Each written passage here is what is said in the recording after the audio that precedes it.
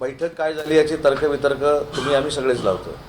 बरं, जरी मला माहिती असलं तरी त्यांच्या प्रदेशाध्यक्ष कोण बदलणार, कधी बदलणार, हा त्यांच्या पक्षाचा अंतर्गत मामला आहे.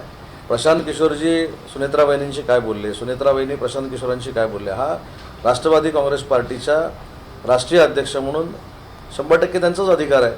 त्याच्यामुळे त्यांच्या पक्षामध्ये कोण प्रदेशाध्यक्ष आहे, कोण प्रदेशाध्यक्ष होणार नाही, किंवा प्रशांत किशोरनी काय सांगितलं याच्यामध्ये डोकावण्याची आम्हाला काहीच गरज नाही. जंतर मंतरवरचं आंदोलन ही सुरुवात आहे असं राज ठाकरे म्हटलेलं आहे. संपलं आंदोलन, संपलं ना.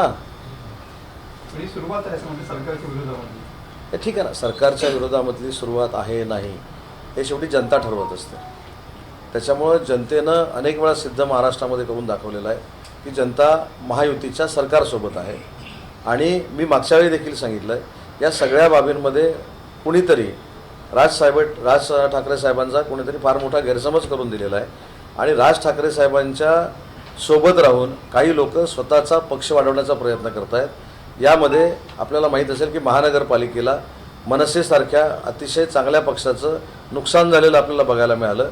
परंतु मनसेच्या खांद्यावर चढून अनेक लोकांनी स्वतःची विजयी हंडी फोडली. त्याच्यामुळे कोणीतरी राज ठाकरे साहेबांचा गैरसमज करतंय आणि त्या गैरसमजातनं स्वतःचा पक्ष वाढवण्याचा प्रयत्न करतंय.